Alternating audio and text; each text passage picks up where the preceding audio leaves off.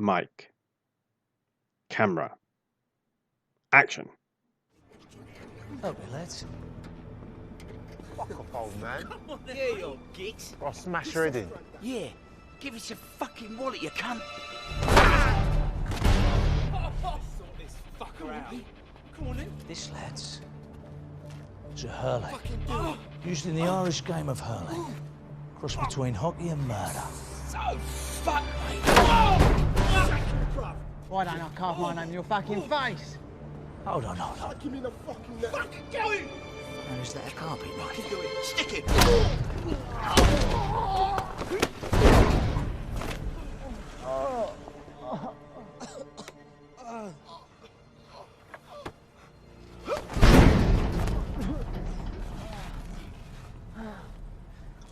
Jesus wept. Been looking for one of these for like weeks, but this carpet just keeps turning up.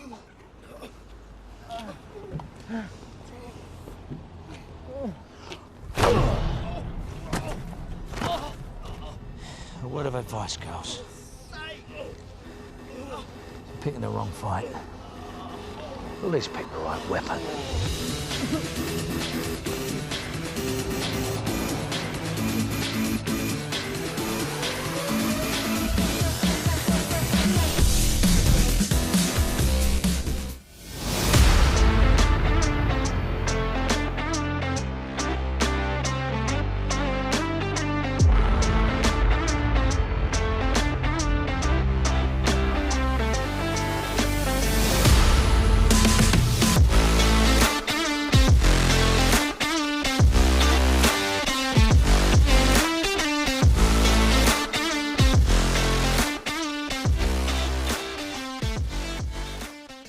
Welcome back to the Filmography, the show dedicated to watching every credited film from an actor's complete back catalogue from past debut through to present day in chronological order.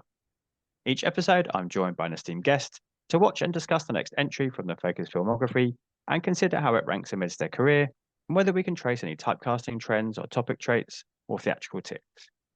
For episode 26, I'm joined once again by the 20th Century Geek Scott Weatherly to discuss the 26th big screen appearance of the Stath in the Luther-lite Blitz. We watch, you listen, and hopefully watch along too. So, Scott, thank you for returning to the show to discuss a film you described on Letterboxd as Statham's attempt at Dirty Harry, Yes. Grumpy Brant. Yeah. I thought was fantastic. Yeah. No, well, thank you for having me back. I do, it's always good, fun conversations. I'm loving this sort of the whole filmography. Just before I was doing this, because I was watching this, I was going through like Jason Statham's back catalogue, his filmography, and he really has churned out. Like he's had a solid like last couple of decades. He's lasted a couple of decades and done really well. And the last time we talked about War, which I think we sort of felt was a little disappointing considering the two people you had in it. But he's trying. This is leaning in more into that cop thriller with Blitz. And yeah, it is. This is 100% Jason Statham's British Dirty Harry. I was literally going through and playing like this is like Dirty Harry bingo, sort of like, oh, he has a liberal partner, tick. Psychotic adversary, tick. Sort of like and going through it, sort of like. Unfortunately, it's not as cool or sort of self-assured as Dirty Harry, I have to say. No, I would agree with that completely on both those counts. Until this watch, I didn't actually realize this was based on a book. It's not even the first book in the series. No, it's like the 6th or something like that. Yeah. Strange. But I think the author of said book is quite open in saying this is my attempt at writing a Dirty Harry. So it makes perfect sense. Oh, okay. Having done that bit of research into it, that you felt that way watching it, because that is exactly what he wanted to create. It comes across like that, and I think it definitely could have been more. They could have done more. What's interesting is because I know the guy who wrote it. Is it something Braun? Yes, it is. I was just trying to look up. It is Ken Bruin, I think. That's it, Ken Bruin. Yeah. Yep. He wrote another series that actually became a TV series. And there is something. You said this being Luther-lite. This has a TV Mm. feel to it. Like this feels like a pilot. And as I said, when I checked and I said this is like the fourth, fifth, or sixth book in that series, what I sort of noted was the character played by Mark Rylance, who I like. He's a great actor who I love him and everything. He's sort of like the main supporting character for the first set of books, and is then replaced by the Paddy Considine character going forward. And so I was like, this is weird. Even as I was watching, I was like, this feels like a sequel in a weird way. And then you read it, you're like, oh, it is. And I sometimes find that odd when they do that with books, when they'll do an adaptation of a book. And it's like, we've adapted the third book, and you're like, cool. Why not the first one?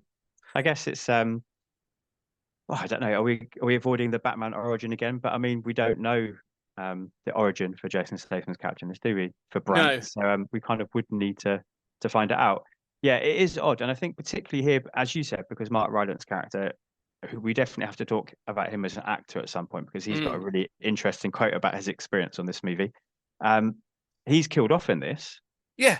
And he's like the chief inspector, I think, or he's like a high-ranking police officer, isn't he? He is, yeah. And as you said, like for 5 books or so before, he had been a main supporting player. So it was a really odd place to decide to come in. Well, that's what I felt like. Some of the characters, like some of the arcs, or even just some of sort of the introductions for the characters, they felt like bit players, but like they would be larger players in a larger piece. So, yeah, Mark Rylance as he is Chief Inspector Roberts.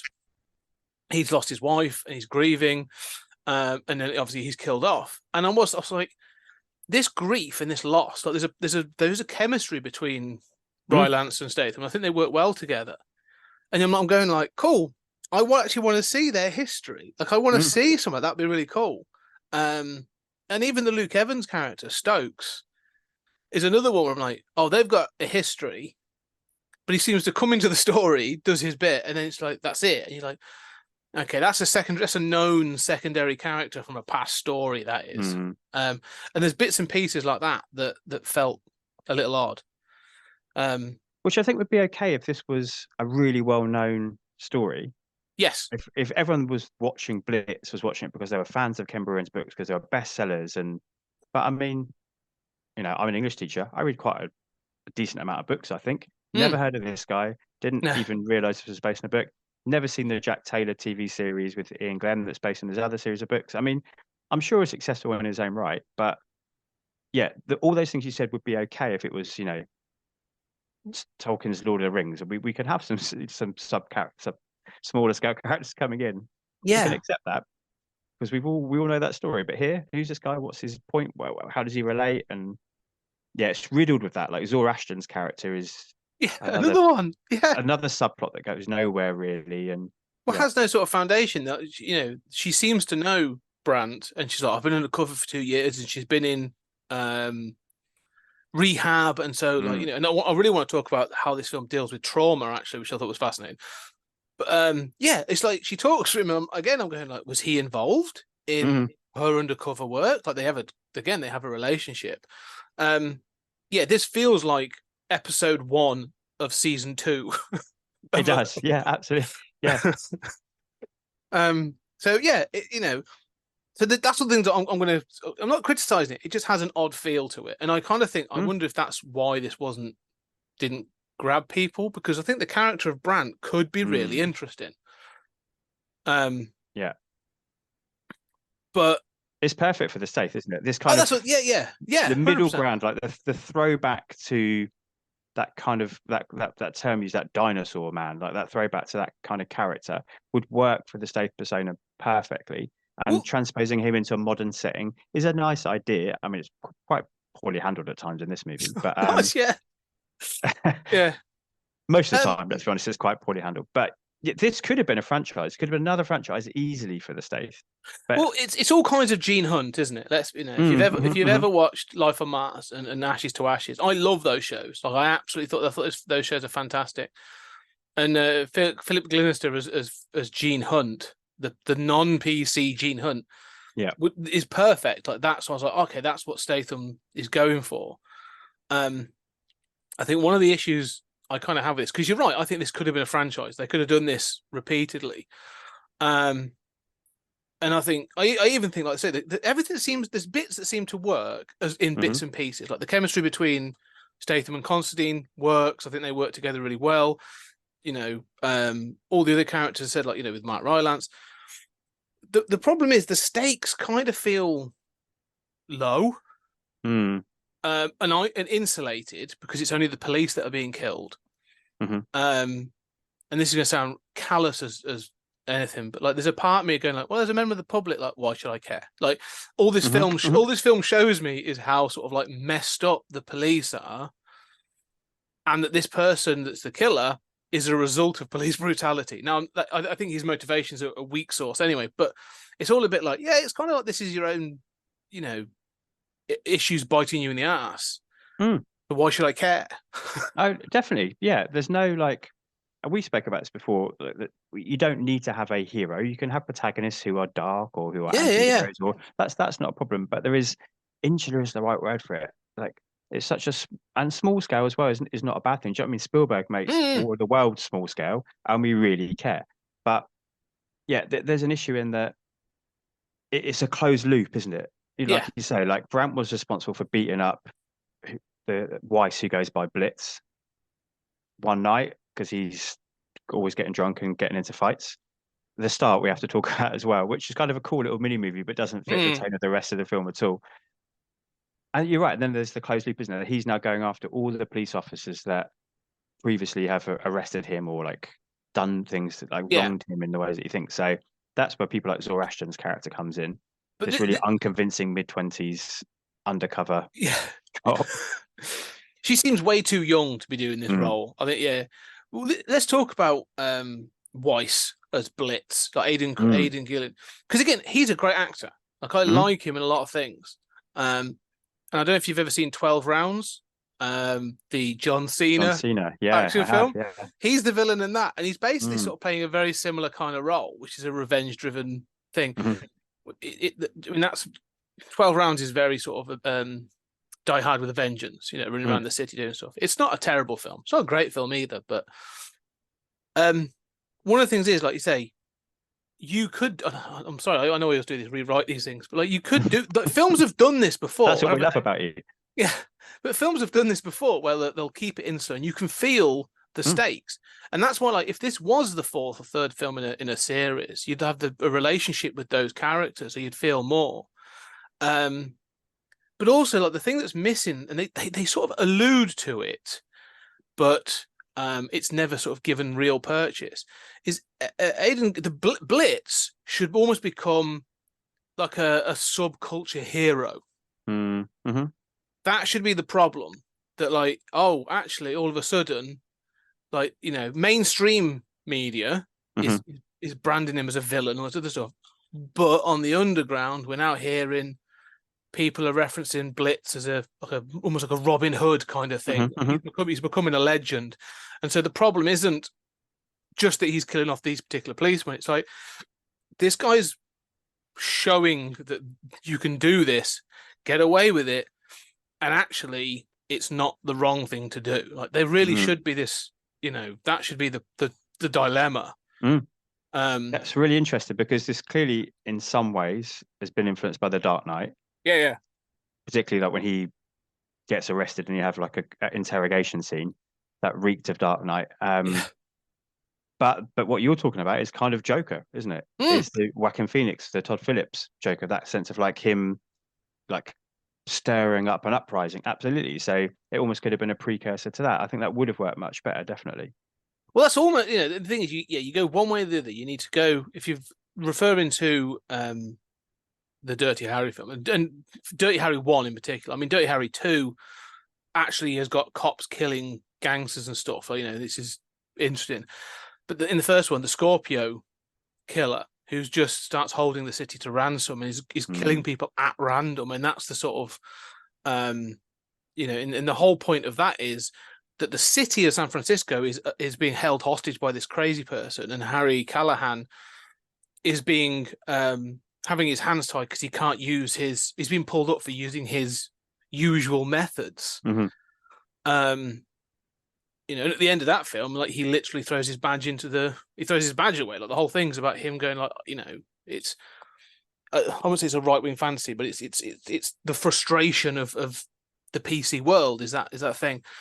And if he's leaning into that, you need to be putting the public at risk or have something there where there's a reason that, like, look, Statham, Brandt, you can't be going around beating people up because you're kind of giving him, you're justifying his, his motivation. Yeah. You know, in the police, and I thought that's what's going to happen because the whole, like you said, the whole start of the film is Jason Statham's Brandt beating up some guys trying to steal a car with a hurl stick, and it's great. It is really well done. I mean, it's kind of fun, but then it sort of gets all over the paper. These guys are innocents and all this other stuff. So the film wants to say to you, police brutality is wrong.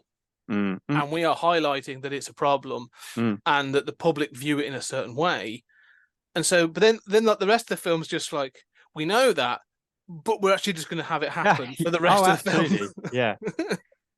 I mean, it's 90 seconds in, isn't it? I think Stace left his flat and he's come down to stop these guys. Yeah. We get the first C-bomb.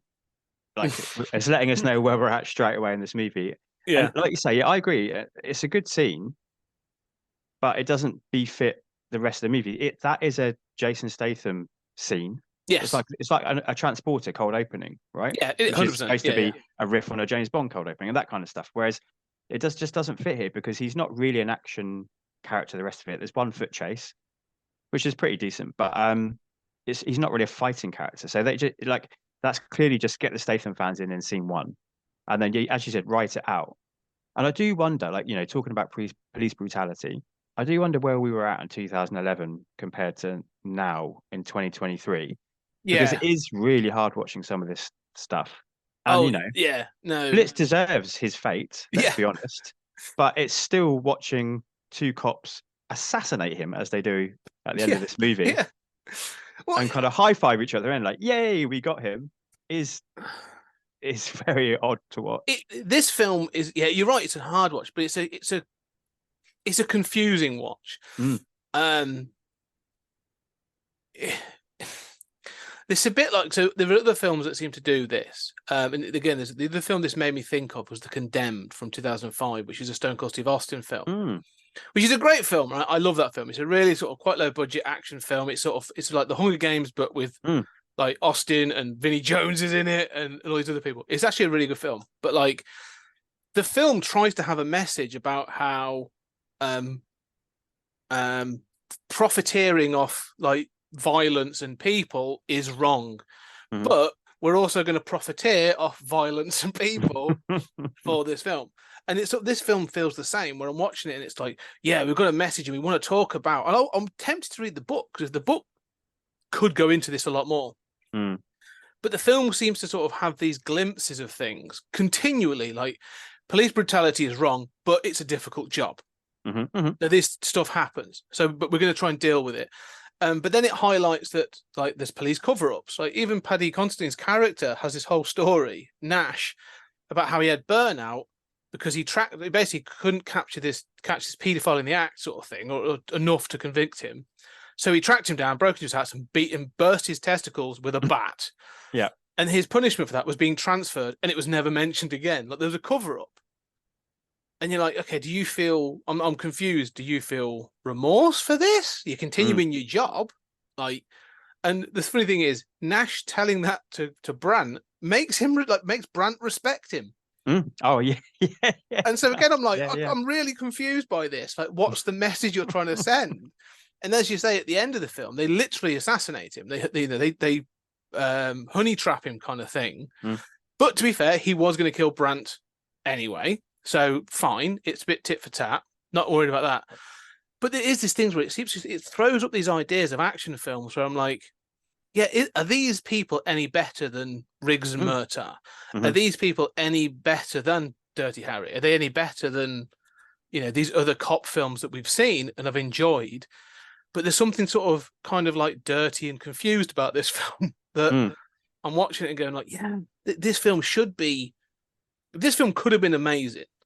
And it's not. No, but it keeps showing me why it could, and that's why I sort of get disappointed. no, I agree. But all the touchstones we're talking about, I mean, maybe the Condemned decent enough, and 12 Rounds decent enough. But Yeah. the big touchstones, kind of I'm going to Heat try and throw in as many wrestler films as and Dirty Harry, and obviously Dirty Harry riffing on the real Zodiac case, all those things which you could be riffing on. These are really like high quality touchstones, aren't they? So that's always dangerous, isn't it? But I think that your idea, it's leading into too many different areas of that 70s gritty and that Jason Statham current era actioner, and it's trying to be too many things all at the same time. I think if it had, to use an overused phrase, but if it like picked a lane and gone for it, it would have been much more successful, I think. Oh yeah. I mean, there are three things in this film. There's three themes that I picked out that I was really interested in, but are handled so incredibly badly. The first one is the thing around like the police. Let's call it the police internal toxic culture. So police brutality, the way they talk to each other. This thing of like, yes, Nash is gay, and throughout it, the homophobia is like openly rampant. And again, I'm like, okay, I'm not sure if this is supposed to be like funny or you're supposed to be disturbed by it. I don't know. You're not telling me really. At one point, Brant even says to Nash, like, you're a pretty good detective for a pufter. Yeah. And you're just like, what?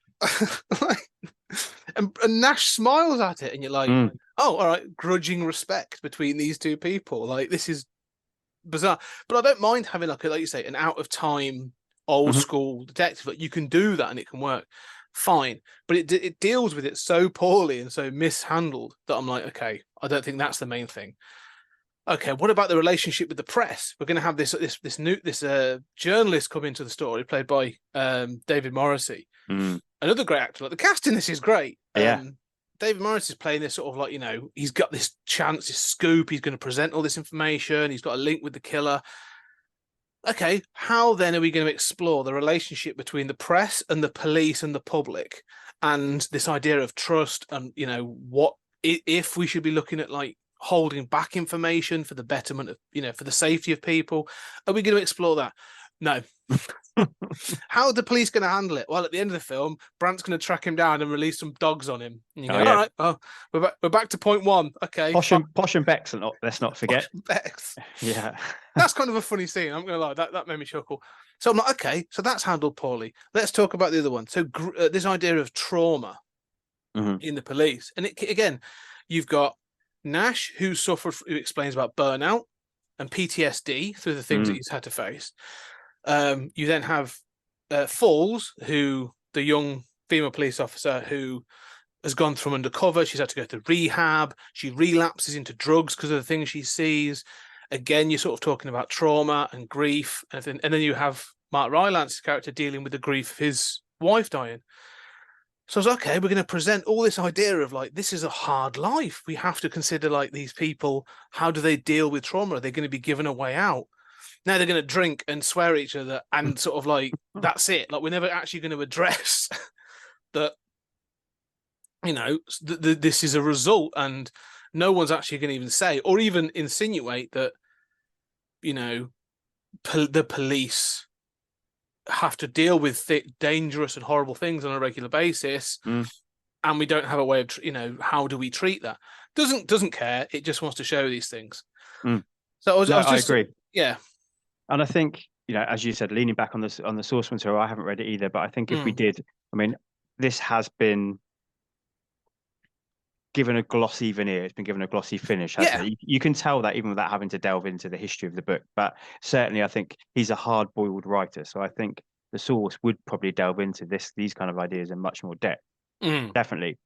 And I think the introduction of David Morrissey's journalist tells you everything you need to know about this movie, because he picks up the phone, doesn't he? And it's Weiss who becomes Blitz in this conversation on the phone. And in the background on his screen is a pornography homepage. Yes. And, we're just meant to go, oh, he's sleazy. And that's all we need to know about him. And that's kind of the movie for me in that one shot. Is like, here's a surface thing about this character. We're not going to do any more with that. Just have a look at that. And that's all you need to know. Yeah, definitely. Yeah. And that's it. Just sort of like, you know, it's sort of, it keeps teasing you with deeper things. Now, that's not to say I want all my action films to be, you know, dealing up current events and dealing with deep themes. No. But this film doesn't want to be a full-on action film either. No, I was going to say I wouldn't even class this as an action film, really. No. A this drama, is a thriller, but a cop thriller maybe. But if you're not going to be that, if you're not going to be an action film, you know, you're not going to go into like the Lethal Weapon, you're going to go down the sort of the Dirty Harry kind of route. Cool. Then you need to have, you know, good, solid characters and solid writing and all that sort of stuff. Well, that's where Lethal Weapon is such an interesting comparison, because that does have depth. Yes. You know, the Riggs trauma is really well handled in that movie, for all the faults of the actor playing him subsequently. But that first movie especially. Well, and Murtaugh as well. Like Murtaugh, this idea of having to be too old and dealing with retirement and, you know, how do you face up to your family after seeing all this stuff like this? And he's probably younger than we are at this exact moment whilst he's making that film. He was 42. Ridiculous. Yeah. So yeah, no, it's interesting. Like, and the reason I get sort of, because I want to praise some of the bits in this film, because sure. It's not that I didn't enjoy it. It's just one of those that, like, when I'm watching this, I am thinking like the potential for this to have come out and been like a British, I'm not going to say British Dirty Harry, but like a British cop classic, have come out and been like, right, in the 70s we had the Sweeney and the Professionals and, you know, the Gene Hunts of those time. And now we've got Luther on the small screen and we've got Brandt on the big screen. Like, that would have been really cool. Agreed. Yeah. This really could have been his version of that. That's all I was thinking all the way through. Was like, this should have been a Luther style franchise for the States. Yeah. I think the film could have been longer. That's the thing. The film's like just over an hour and a half. And when it got to the end, like you said, because everything feels so surface, I was like, this is one of the few films where I'm like, you give this an extra 15 minutes or so and really let it sort of like, you know, you can do some bits and pieces that'll dive into. And I'm not saying give me a full answer about it, but at least let me know your characters recognize that some of the things that are going on are a problem.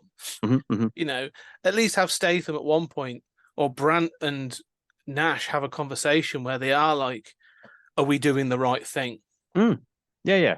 There needs to be, or anything like, or have Brandt openly homophobic at the start and not at the end. Or, absolutely. Like, they literally high five each other. Yeah. I mean, not literally, but I mean, they might as well. They metaphorically, but literally, you know what I mean? Like, I do know what you mean. We've got it. Yeah. So what have they learned? That they can just continue to keep doing this as much as they want, and it'll be fine, and it's justifiable. Well, it's the end. There needs to be some sort of, as you said, I don't know, some moment between them, like, there needs to be an improvement. There needs to be a betterment. The film starts and repeats this idea of you can get away with brutality. That's sort of like what we're shown. The ending of this film is just a full stop on that. Yeah, that's all it is. Like, the moment that Nash hands Brandt the gun, and then he shoots him, and, like, you know, it's that thing, because I know he's killed Roberts and Driven falls to sort of like relapse or something, so he needs to be there.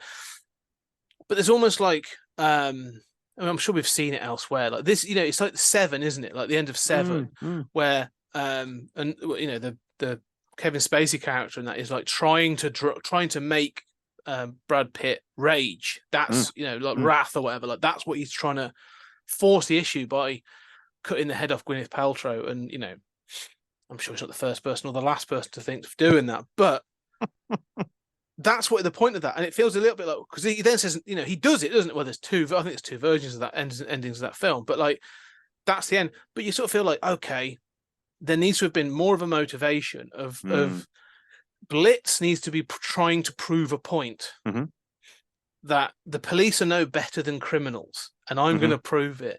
And the ending of this film kind of proves it. It does, yeah.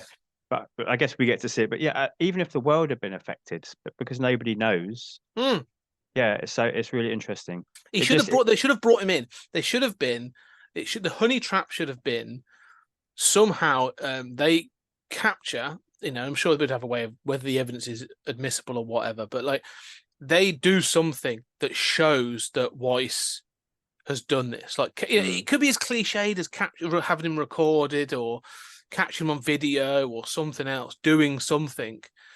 And then they're like, right, we're now going to take you in. You are going to, for everything you've done, you are going to face the courts because, we are not judge, jury, and executioner. That's, but they are.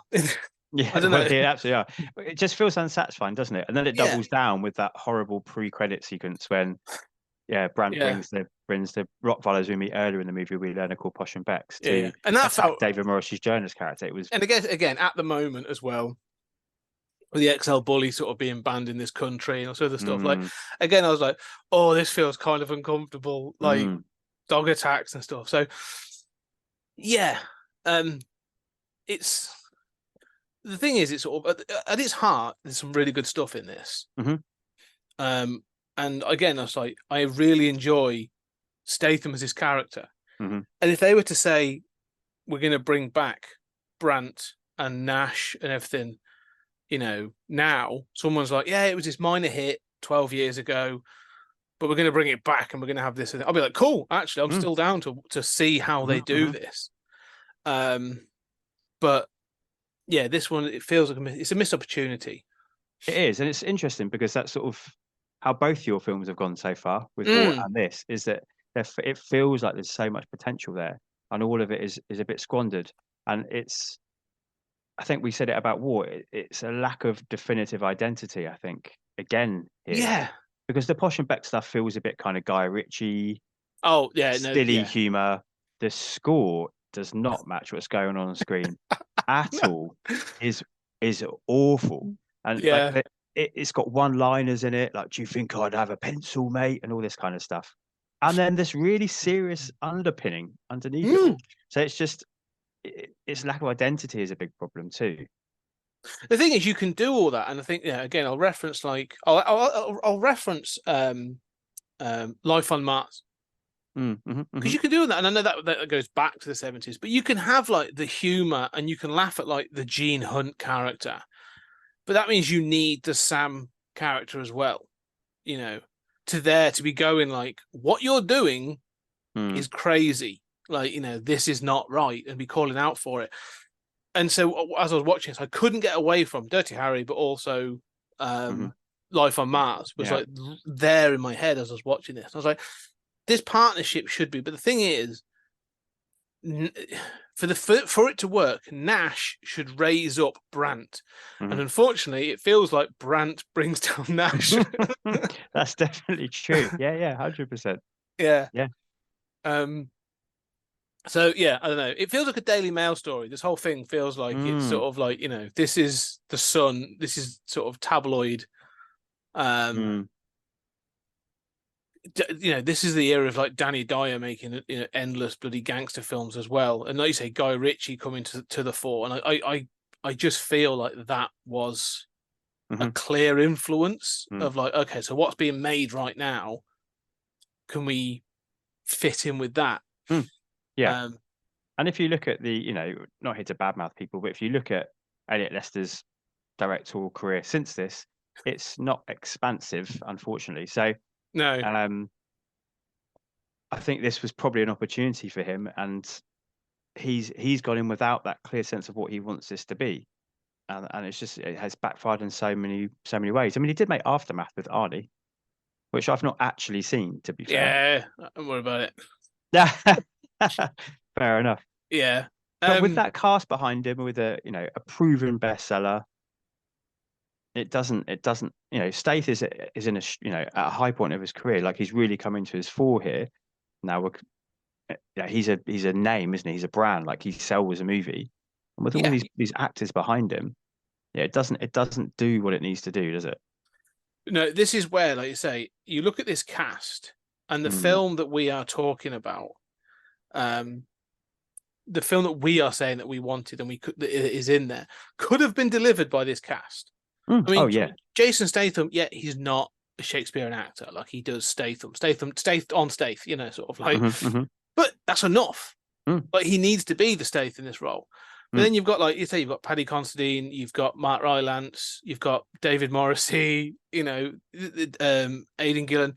You've got a fantastic cast, and if you wanted to go down that, that darker sort of, I'm thinking like the French Connection and let's say Dirty Harry or something like that, the William Friedkin kind of 70s style, like that they could have delivered it in spades. Or the Michael Mann 90s. Yeah, which 100%. Night. So yeah, there were all these options available to them, and they just sort of missed the mark. I mean, I know we're coming back to some of the. I kind of just really want this kind. I've got this film in my head now. I really want this film. Yeah. But that's what made Luther work so well, isn't it? Yeah, 100%. To go full circle was that he was a guy out of time, but we always rooted for him. Yeah, and we always knew when he was crossing the line, it was for the reason that we could accept. But he showed remorse, or sort of like he struggled. Like the thing with like Luther is like he always recognizes that he's a man on the outside of society. Like he knows it, and he struggles with that. Because the police give him a home where, like, outside of that, like he struggles. With Brandt, is you just imagine, like, if he wasn't in the police, he would probably be in the gangs that, and he'd be happy doing it, and we'd be watching, Lock, Stock or something. Yeah, absolutely, we would. Yeah. What did you think? Did you like? Because Aidan Gillen's character, or Aidan Gillen's performance, is widely praised. I get the sense you're maybe not quite as supportive. He's good, and I think I do think he's a great actor. Like obviously, he went on to do like Game of Thrones, but I've seen him in a bunch of other stuff. Like he's a really good actor. Like, and he can be really like he's in this. I think he is good.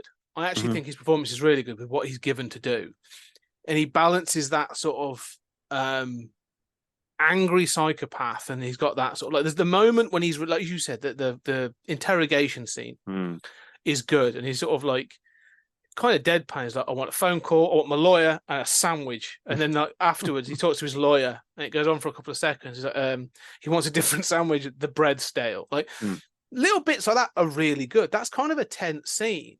But the scene when he walks out and the exit is lined by the police. And all the press and all these people, and this is the bit that sort of where I was like, oh, okay, we could do something here. And he's sort of like, giving it all that sort of like 90s large kind of thing. But he goes down, and it's just his silhouette. His performance then is fantastic. Like he is playing to the crowd. He is the Joker. Like he is this sort of manipulative villain. And then and then when he gets out and the people are all over him and this other stuff, I was like, oh, this is where the people should get behind him. Yeah, he's good in this when he's given those things to do. Unfortunately, I think the character, when you get to his motivations and sort of like, he needs to be like more. It's clear what they're going for. They are going for the Joker or something similar. That. Yeah, sort of, maybe think of Gary Oldman.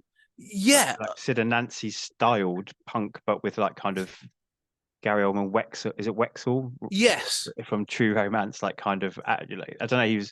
I feel like he watched a lot of Gary Oldman movies in preparation for this. I was going to say, yeah, because that thing of like the one thing that was missing from that, which is really great, and again, Gary Oldman's king for these kinds of characters. Like it's that with Gary Oldman, when he plays these characters, there's that there's a tipping point into rage. Leon is some of those, but even like Fifth Element, you're never quite sure when he's going to tip. But the character Blitz never quite goes into the rage.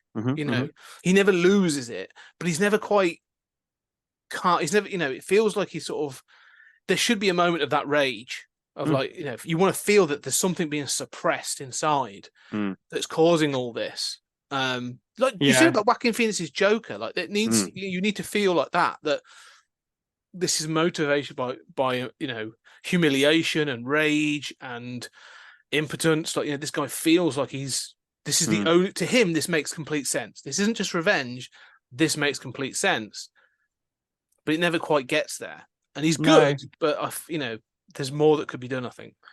I think it's, I know you said about how it's quite short. I think it's well paced, the film. And I think like the reveal of his motivation is quite well done. You've got Brandt and the female police officer because I can't use a computer, love, can you help me? Yeah.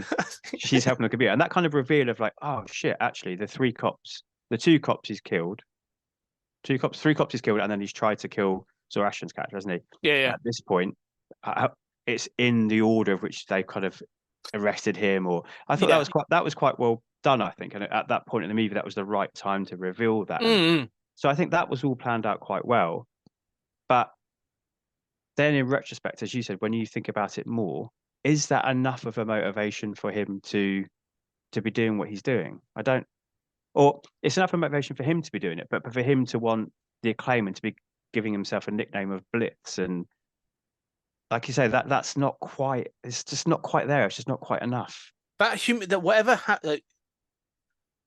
the humiliation, because it's just in a snooker hall.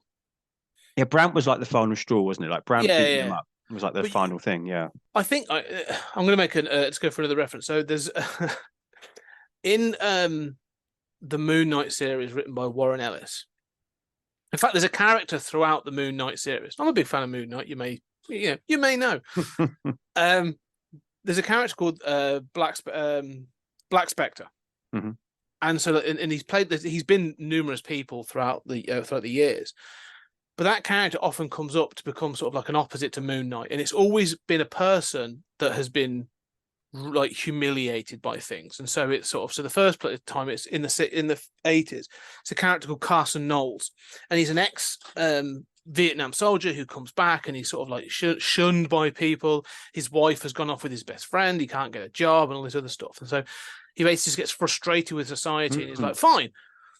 If you're not going to accept me as Carson Knowles, then you are going to accept me as Black Spectre. Mm-hmm. And so, and that's sort of like the point. And so he becomes he tries to become Moon Knight's nemesis. But the motivations completely make sense. Like it's just there's like a litany of them. There's like this, it builds and builds and builds and builds. Yeah. And they redid it again in Warren Ellis's run, and they did another Black Spectre, who's a policeman who basically is assigned to just watching over superhero crime scenes, and he's just frustrated. And then you get his backstory where throughout his life he's been told, like, you're not good enough, you're not fast enough, why don't you have a girlfriend, why don't you do this, why have you only become a policeman, why didn't you go to college, all this stuff. And again, there's like repeated it doesn't justify it, but it's basically saying like this, it's just a repeated sort of like put down after put down to put down, and something then pushes them over the edge, like falling down kind of thing, sort of where like finally something makes them snap, and then they go off and they become these characters. And I say that's where this doesn't feel like you don't until you get that reveal. You go, oh, that makes sense. But you're not getting enough of, well, what was the humiliations then? Oh, he was arrested. He was arrested for what? Well, being drunk and disorderly. Oh, it feels justified. Like, was he framed for something? Was he caught in the middle of something else and wrongly arrested, and in doing so lost his job or his wife or his, like, I could, if this was like, I was on the path to, I had a good career. I was, I was about to be married, all this other stuff. But there was this sort of domino effect of, I was arrested because I was at the wrong place at the wrong time, and I got arrested, say during a drug bust, and no one would listen to me pleading the case, and because of that, I lost my job, and because I lost my job, I lost my girlfriend, lost my fiance, so I ended up living in this crappy place, and then I started to drink, and because I started to drink, I got into fights, and I was then humiliated and arrested again, and it's just like, if this guy had a downfall, a spiraling that the police kept making worse. And then the film was highlighting that, actually society, again, bit jokerish, this guy's fallen through the cracks repeatedly. Like, there was no support net for him, or but he was being punished for just being in the wrong place at the wrong time. And then, right, fine, I'm going to prove a point. Then I would be more like, wow, okay, this is, and Brandt was the like I say, the straw that broke the camel's back. It would feel like, he's looking for fame and acclaim and to be adulation for being Blitz, this Robin Hood character, this legendary outlaw that's taking out the police, and maybe, gangs were starting to celebrate him. Then I'd feel like, oh no, this is a real problem. This is almost like this is a super villain behind it's the definitely story. it's definitely the missing element, isn't it? Mm. And I know a lot of people have come down hard on Joker since its initial release, but I think that what's the word? And again, it's not even sympathy. I guess it's empathy, I suppose. That empathy and Mm. that understanding is okay to find that, I think, in those kind of characters. And I think that would have given this the element that I think would have raised this much Yeah. higher. Yeah, And that's where I agree. you want Nash and you want Nash to know this. And although he's the one that's going and you want Nash laying this out for Brandt.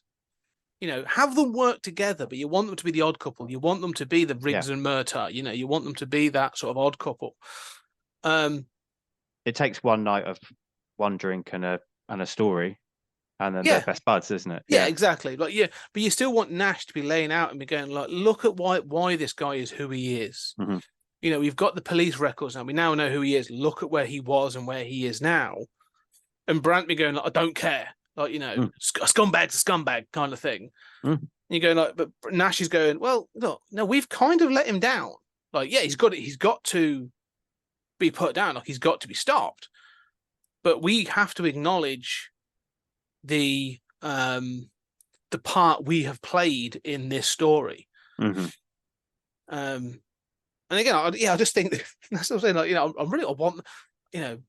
I really want this film now. I think there's but again, like Aidan Gillen's really good. Like I do think his performance and the scenes in it that are great.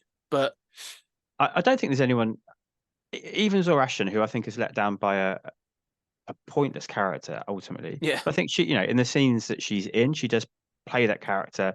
I agree. She looks too young, but when she's meant to be, a cop that's come back from rehab, she feels that way when she's meant to be somebody who's relapsed to drugs.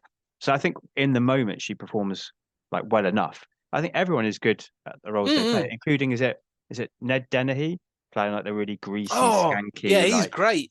Yeah, so everybody's really, really good. I think it's just something about it's like puzzle pieces that have not quite all fit together, unfortunately. No, I think I do blame the director and the studio, because you've been given this cast, and unfortunately, this is what you come out with.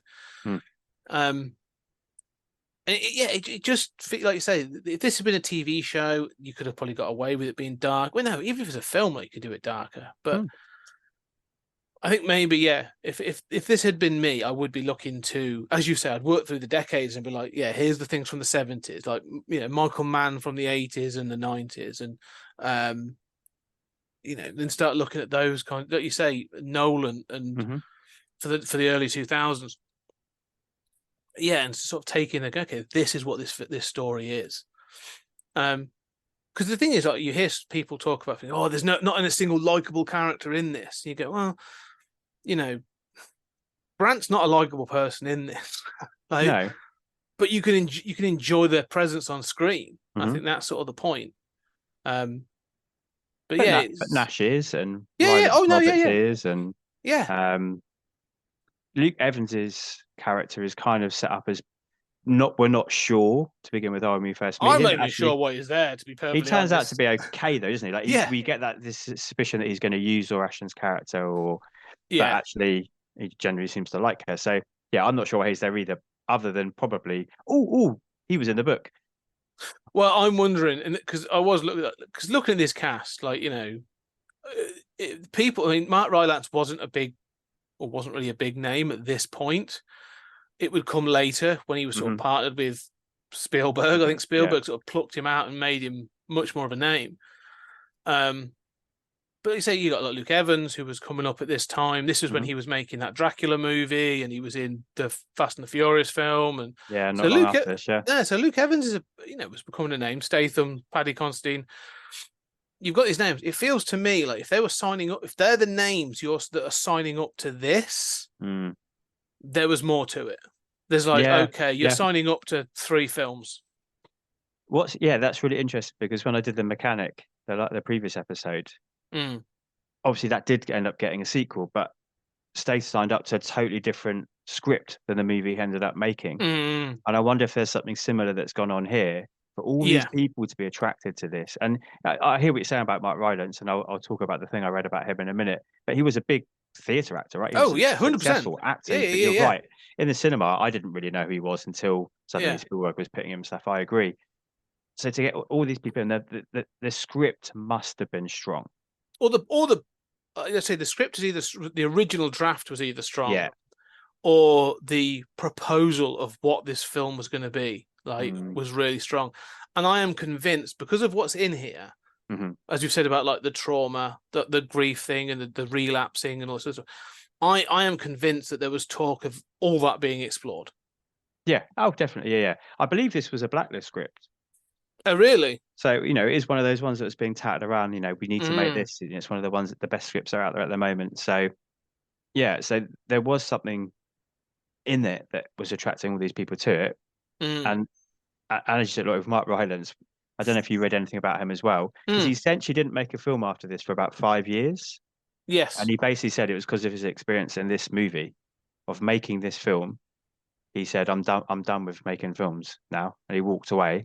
And it was only because Spielberg basically picked up the phone and convinced him that he never came back. He was not going to come back at all. He was going to stick to theatre. And I couldn't find what happened, whether it was something on set or whether it was the finished. He definitely didn't like the finished film. So whether it was the finished film did not match what he was performing and what was scripted, or something's gone wrong at some point for him particularly. I can't find any press featuring the Stath at all for this movie, which again speaks volumes. So something tells me, like you said, but I think between what was greenlit and what reached the screen, something changed. Yeah. And also, as you say, the director didn't exactly. Is it music videos? I said this was not a sterling career. Didn't go on to do a great deal. Not even like TV, I don't think. So it's sort of, you realise that something happened in this where everyone is a little bit, I don't know about ashamed of it, but know that there's it's not what it. He seems to have had a contract with Avril Lavigne. That's all I can say. Yeah, but only two though. To be fair, that's true. Post this 2 Avril Lavigne videos and 3 movies. Hilary Duff, Jessica Simpson video, Selena Gomez, and then Blitz. Yeah. So, which, some people have made that transition really well. Yeah, Michael Bay. And we spoke about David Fincher tonight. Well, we spoke about 100%. Seven. Some people have made that transition well, but sadly not.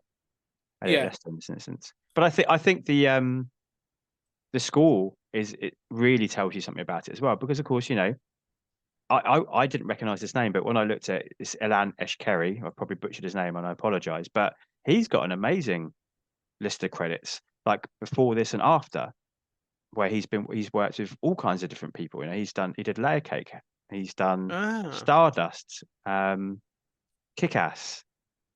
Okay. I love this Kick-Ass score. Yeah, and then he's gone and done stuff like Austenland afterwards, and it's still Alice, and so he's got like a really varied career where clearly he has been respected and employed, and for the skill he brings to it. This is clearly the score that Leicester wanted for this movie, and from the opening credits all the way through, it just feels like it's from a different movie. Yes, it does.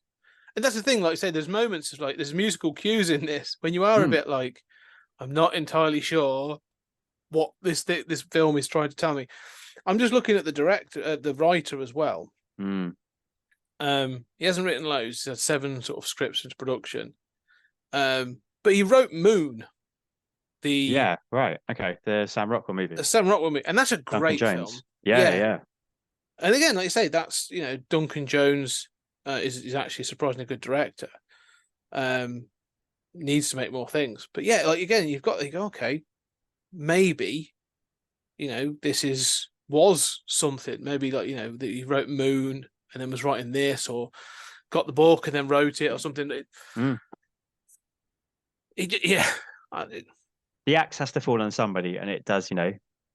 It feels like it needs to be the director in this case, doesn't it? I think so. Yeah, because even when it's good, like I think the foot chase is pretty decent. Yeah. But when you think about contemporaries, well, not really contemporaries, but when you think about other films. The films that jump out to me when I think of foot chasers are, of course, Point Break or Bad Boys. It never gets anywhere near that kind of level of quality. And when we said like the interrogation scene, it echoes kind of Heat or Dark Knight. But again, it's reminding you of things that are much better rather than putting itself in the same category with those films. Here's something just to call out, just as we're talking about how it looks. Right? Director of photography, is a guy called Rob Hardy. And he did most recently a film, obviously, he's a film called Men, which I highly recommend, which is really good. But he also did Mission Impossible Fallout, Annihilation, Ex Machina, and that's a different Invisible Woman, Blitz. I'm trying to look at it. I think this was the big thing he did, but like he's clearly gone off to he did quite a bit of TV. But yeah, again, so you're saying about how some of those scenes look. It may not be the directors even doing them. It could be the cinematography that's leaning in, going, "This shot would look great." And there are some cool shots. I mean, there's some really cool, like you said, the foot chase is really well captured. And there's another scene, let's say the interrogation scene, but there's a couple of other scenes where sort of like the way that the tower blocks, the council estates are captured. I thought that was all really well done as well. Like and there's some like overhead shots as well of sort of seeing stuff, whether it's helicopter shots or I don't think it'd be drone, but like there's some really cool shots in this. That's true. It does have that almost that 80s New York grimy vibe, doesn't it? Oh, it wants to make London a part of. You're right. In fact, that's a really good touch point. It's like that 80s, 70s San Francisco. 2010s London. It's looking to make London a part of the characters of this film. It sort of succeeds in places. So again, it looks good. The cast are good. The music's good. Like not for this film, but like it's music. Is you're right. It's all starting to rest on the director and just some of the choices. There was another movie I was just looking at when it came out. That came out a couple of years later called Welcome to the Punch with James McAvoy. That's James McAvoy. Yeah. That feels like another attempt in this kind of vein of doing. I've never seen that. Yeah, is that any good? Have you seen it? Again, it's I have a long time ago. I think probably when it came out, and it's fine. It's basically this movie, but a couple of years later with James McAvoy and Mark Strong. But I think. And when did Life on Mars come out? Was that a few years before this? Before, early to that 2004, 2005. I think the first series. It's kind of people trying to recreate that on the big screen, isn't it? I guess. Yeah. Well, yeah. I mean, at this point as well, at this time, like there was definitely we were going through a bit of a Luther had come. Luther was around this time, first season of Luther. Literally season 1. Yeah. The other thing is around this time was what's his name? Ray Winston tried to bring back. Well, he didn't, but he was in the Sweeney. Oh, the Sweeney. Yeah. And if you've ever seen that film, that is hilariously bad. It has a car chase to a caravan park, and it is one of the daftest things you've ever seen put to film. It's amazing. It looks like a Top Gear challenge rather than a car chase. So yeah, this was a period when they were trying to make like gangster cop thrillers. And they just clearly they don't work. No, well, they've gone away and not come back, really, haven't they? Which is a real shame because I think I think Luther isn't a gangster cop thriller. Luther's a really well done. I mean, Luther's a hard boiled detective story. That's closer to like Sam Spade and Philip Marlowe kind of territory than this. And I think if we delve into the novels, I think if we were going to do I know with Tony and with you on 20th Century Geek, you're doing short stories and the film adaptations. I think if we'd done that on this I'd be interested. I'm very interested. I might have to see if I could pick up a copy and have a look at I think we're talking about this being a much more hard-boiled story than where we got. And part of that might be the tailoring to fit the Stath as well, which is a shame, but we understand because of him being a brand at this point. But perhaps you could still do it. Well. Yeah, maybe. I mean, they could still do it. I mean, he could still do that role. I think the other thing that's interesting, and I'll throw this in just as maybe sort of as a thing around context of British detectives. We're not really the 70s had, as I've said, like, the Sweeney, the Professionals, and all that kind of stuff, Z cars and all that crap. So we had that.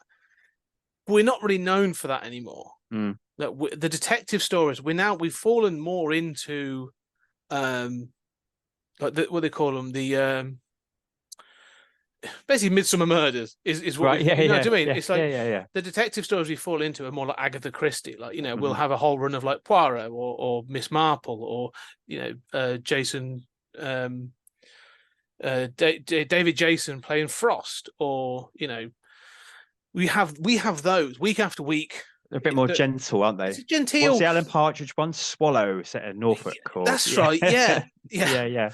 But we have these more genteel detective stories.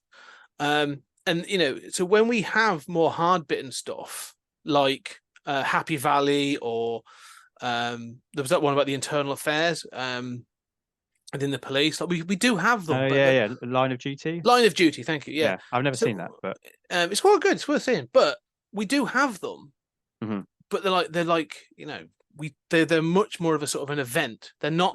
They're the exception to Broadchurch is another one where like that's a bit more hard bitten, But most part, the thing we export the most, we're known for, is these genteel detective stories. And it feels like these were trying to rail against that reputation. And they could have done. I just think they, like you said, they wanted to be a gangster film.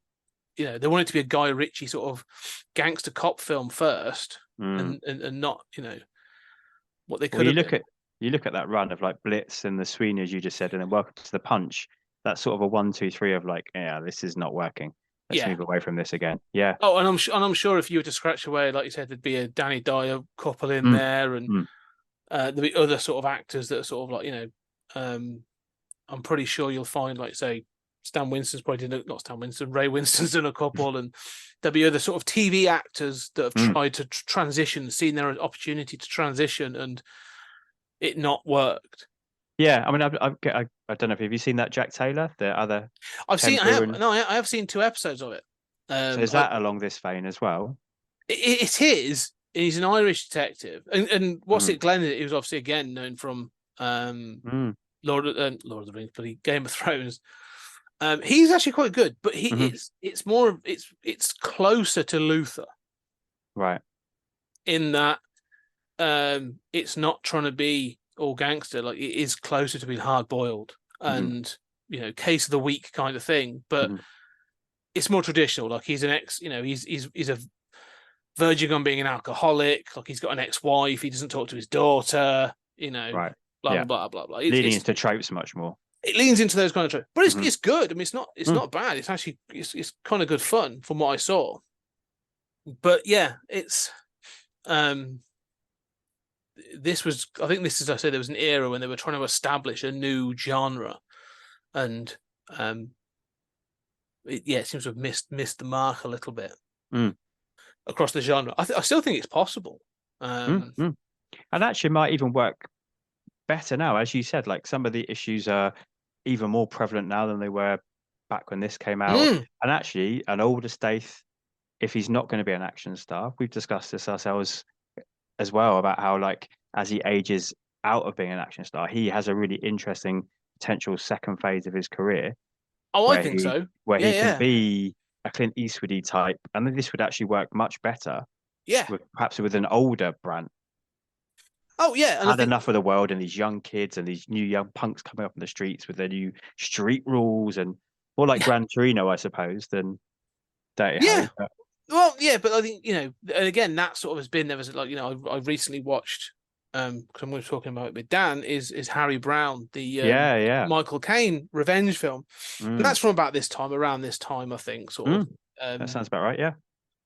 And that's very much the same. It's sort of like, it's. I mean, Michael Caine was in his late 70s when he made it, and it's about a pensioner doing these things. So it's not like an action film by any stretch, but it has these themes of, an older person dealing with urban decay and urban violence and stuff, and comparing it to, it definitely has a that film is loaded with, make Britain great again kind of shit. Like it's a Yeah. real right wing shit show in some places. But what I think is, like you say, that I think Statham has got that potential. Clint Eastwood is a great touch point for the Statham, because I think he has that same call when he wants to.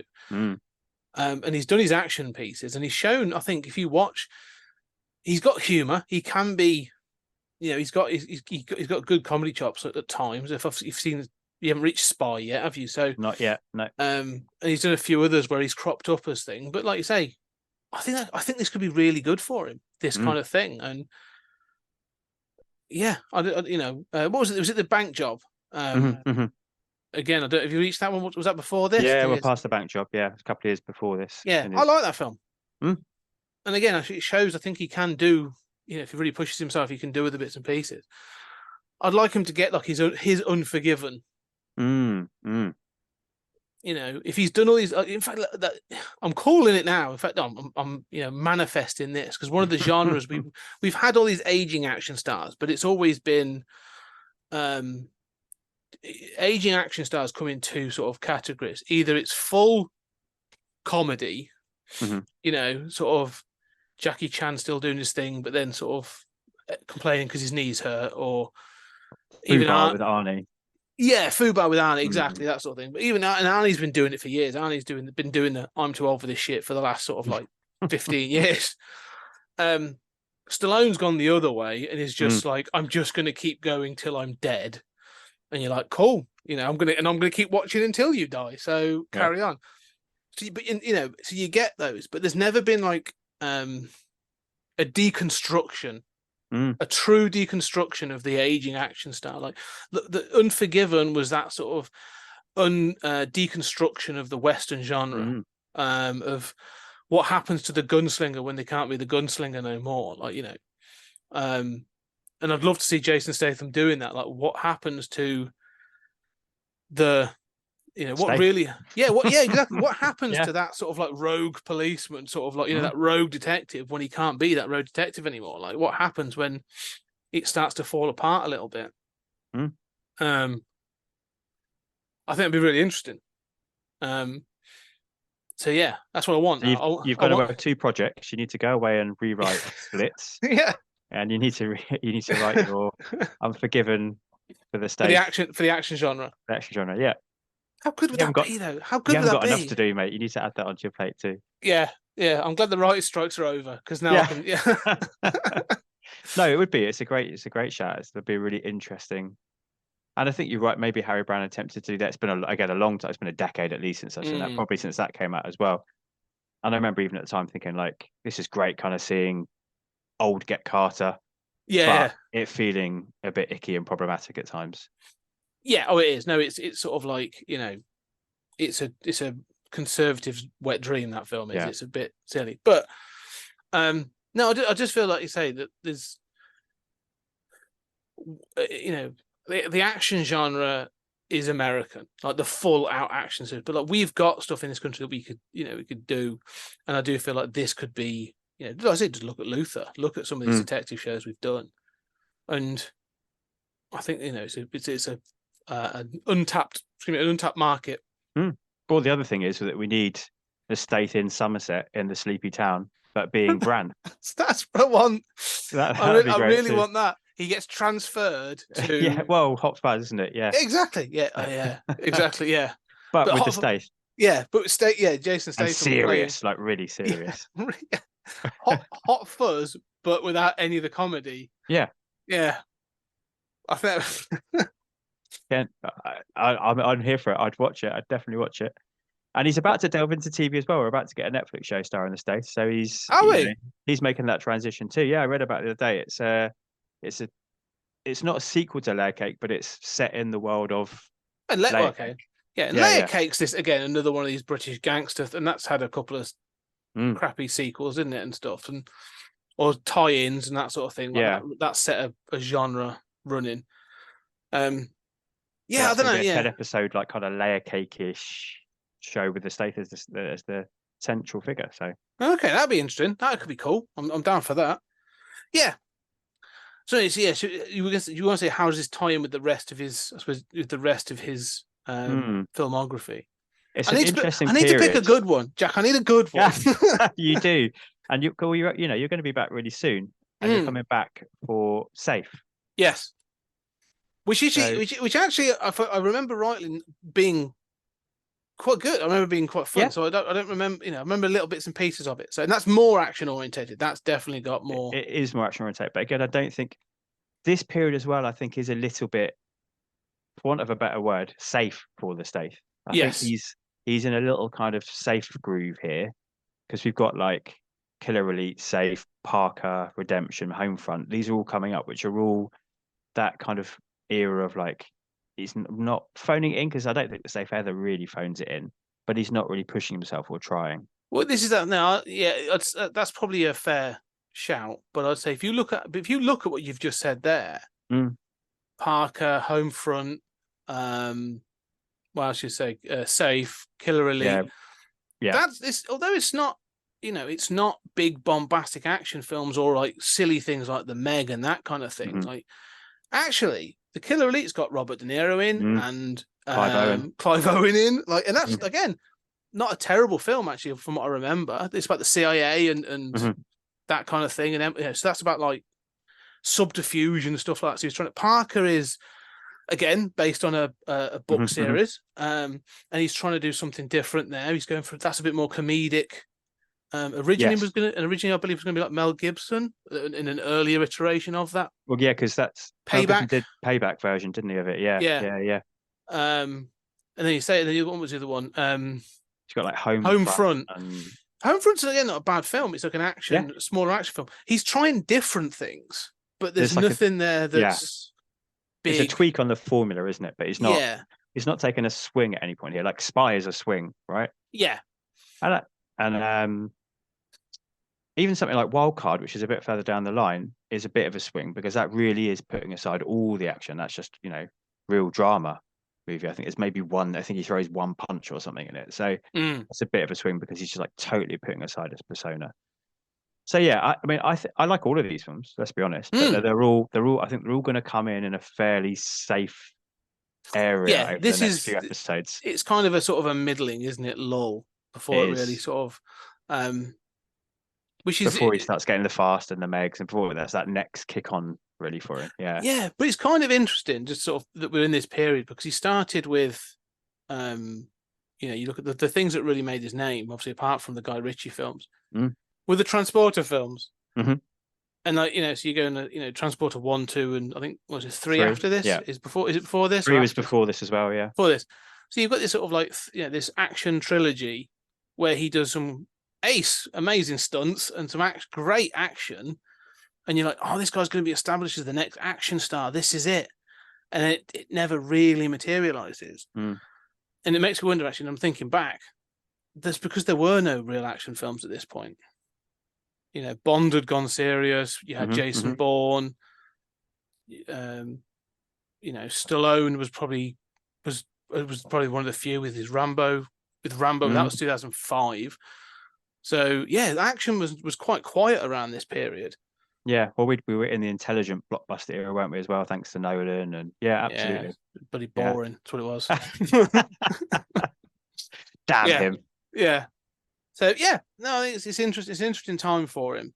But I think the fact that, like you say, he goes from this, I'm maybe going to call it a lull, but it's a quiet period to keep going and to keep making films and to do things like, obviously the Expendables and Spy and other the Meg. So he's really found his feet and stuff. Yeah, I mean he's always a safe bet, isn't he? I think in terms of like this is a 15 million budget, and although it only made 15 million box office, it break even without the marketing. He's always going to do business on rental sales and DVD sales, and so he's a safe bet there, isn't he? That you kind of that the box office for these middle movies are going to be okay. You hope to break even because actually the back end you're going to make money. Yeah, and he keeps working. Like that's the thing. Like I don't think there's a year that he hasn't had at least one film out. No, and again, this 2011 he's busy again. This is his third, but he's still got one more to come. So he's Yeah. got 4 films out in 2011, much as he has just now in 2023. So Yeah. yeah, he's constantly working. It's true. Yeah. So I can't fault him for that. Like the guy's like, yeah, I'm going to make all these films, and not all of them are going to work, but Mhm. at this point, he's not a Stallone or a Schwarzenegger, but he's a known name, Mm. and he's made more films than they have. So, it's quite impressive. Even by 2011, it's a pretty impressive Yeah, I resume. think the baton's been handed over, hasn't it? I mean, the Expendables kind of did it, I suppose, but really now it's been done, hasn't it? Like he's going off and forging his own direction, and Yeah. it feels like he's the only one really. I know we've got Scott Adkins, but it's a very different arena, and as well, I think we've discussed before, I bloody love Scott Adkins Yeah, and he's what he ace. does. Yeah. Actually, I've watched nearly all his films this year. I spent the whole of this year doing not only the Stathology, but the Scott Adkins watch along just for fun, just because why not? Yeah. But the Hollywood, I know the Stath is British, but during the Hollywood, the big budget, the box office, he's the only one really that's keeping that dream alive. Yeah. And I think forget Vin Diesel, because Vin Diesel fuels his own career with Mm-hmm. Fast and Furious films. But I would actually say, and maybe interesting to see, if you were to compare Statham's career and you were to list sort of like those good films, I'm telling you, I think he would, he may book pound for pound kind of thing. I think Mm-hmm. his career is probably more successful than like The Rock, like Dwayne Johnson, who's like he's the next big hitter. And you go, yeah, name 3 of his films. that aren't from Fast and exactly. Furious or The Yeah. Mummy. It's it's you talk about average and that I think at least Jason Statham is sort of like he's made a name and he makes good things, and he does take some swings, and as I've sort of I've probably bitten down on the Blitz a bit much. It's not great, it's not bad, but like he holds his own with a pretty, like you said, with a solid cast, and it looks good, and it's got the bits that are great in it. So I don't know. I think this film sort of is not in top 10 by any stretch. No. But again, I think it highlights what he could be. I like this comparison you've made to Clint Eastwood. I think there's real potential there for like an aging Statham to make something, like special with that, like you drawing upon that persona in another 10 years, or like really sort of that like his love letter to this kind of genre. Mm-hmm. And just having that performance when you go like, bloody hell, he had that in him. Like, they're kind of or like Logan, like a Logan of the action genre for the States. 100%. Yeah, that kind of thing. I think I'd love to see something like that. It can have all the action and stuff in it, but like it needs to have that tone of I think like an end Logan. And melancholy and yeah.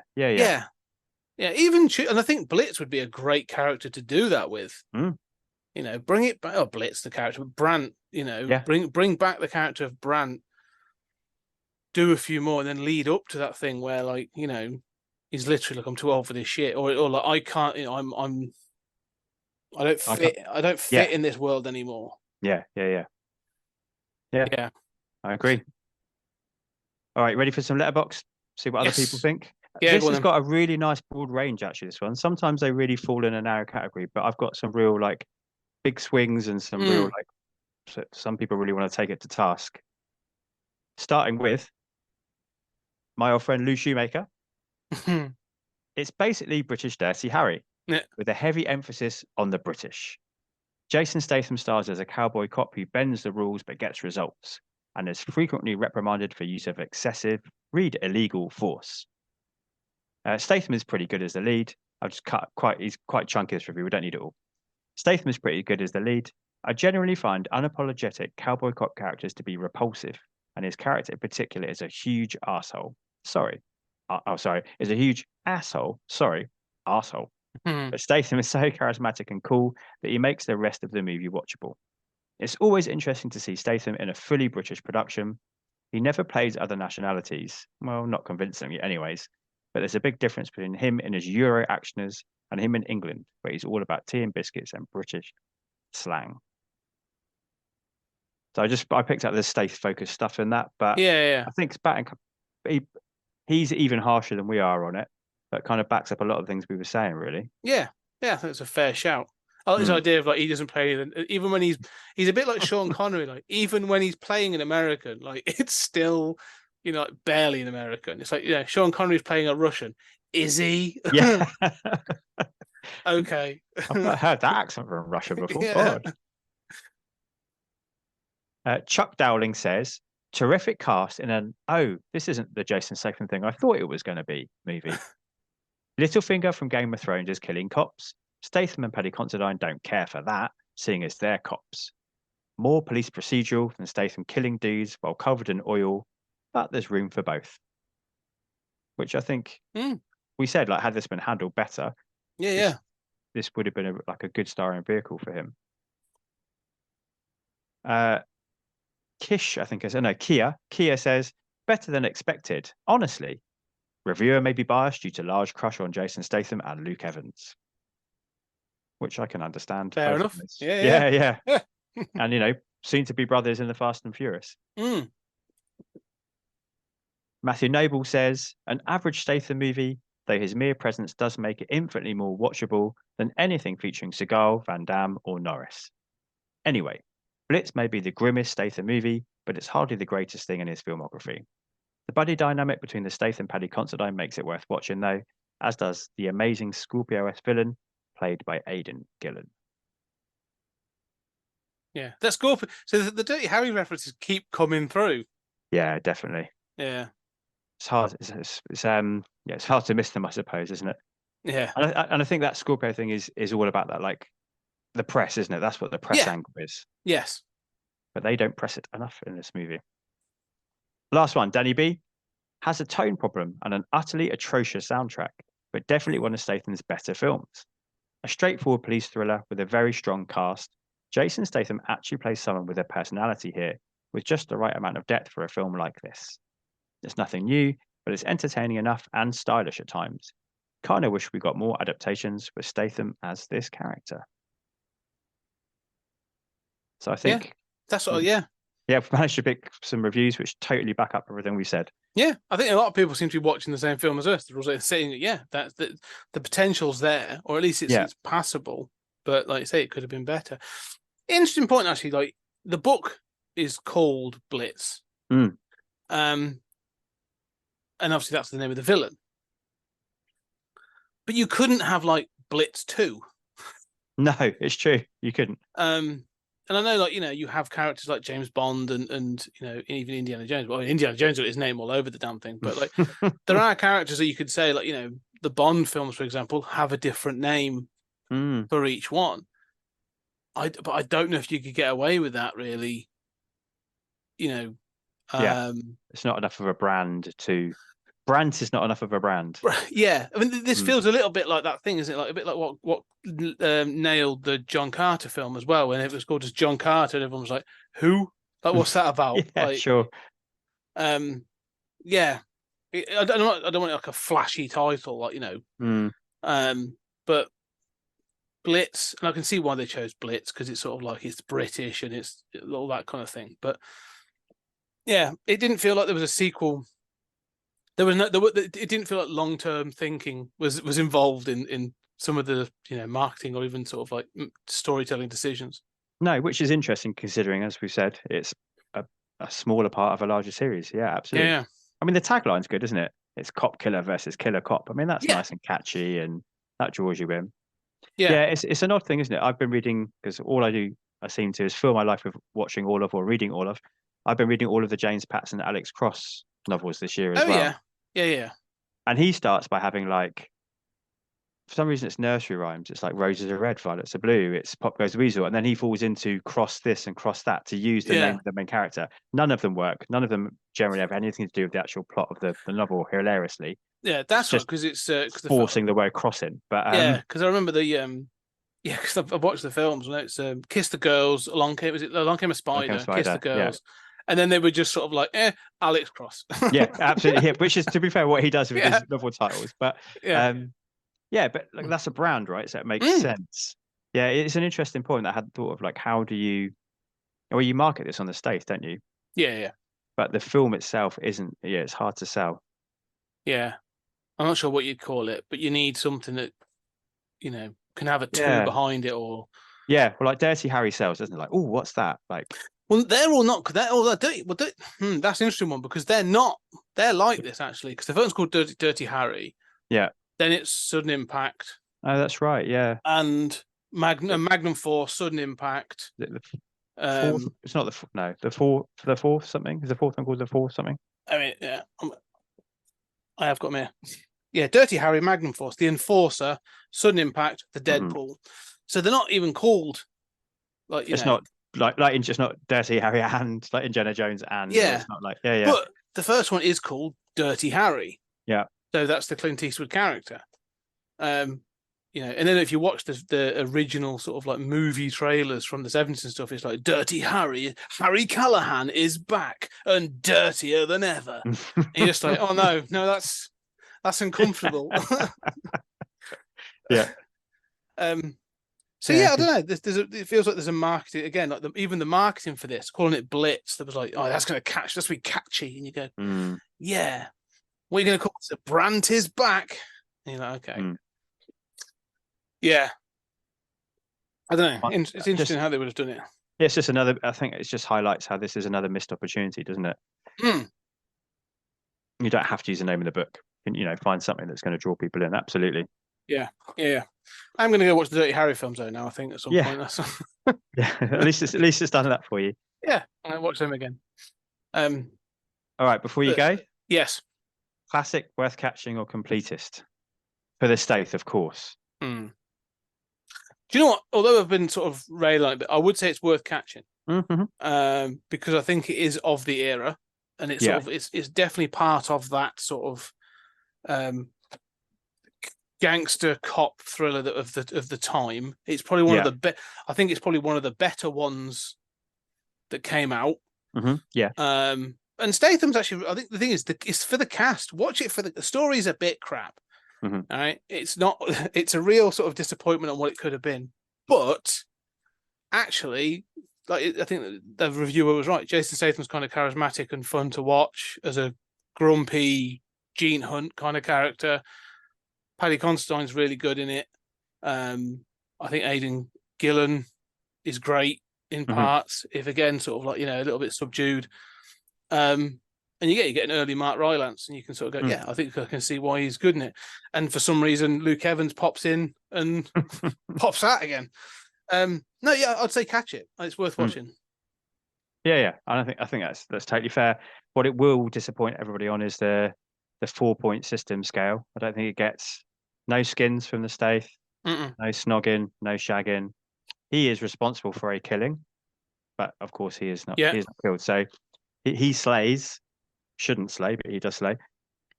So yeah, it's just disappointing on the Stath categories too. Yeah, it's a bit tame on that front, isn't it? Really. Yeah, it's an interesting one. I mean, there are so many films I'd be like, go watch go watch other films instead. But it is worth watching. Agreed. Yeah.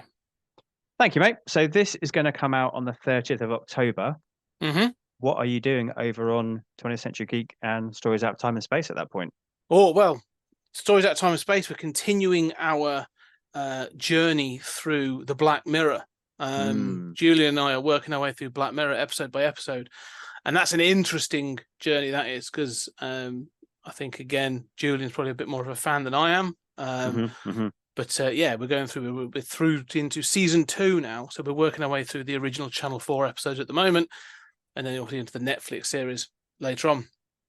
And on at which point I'm out. Like, that's what happened to me. I think I watched all of Channel 4. And that's exactly what happened to me. I just dropped off. They're worth seeing. There's some interesting ones. We'll talk about them, but I often see like these top 10 lists on like Rolling Stone or Screen Rant and I disagree with them like repeatedly.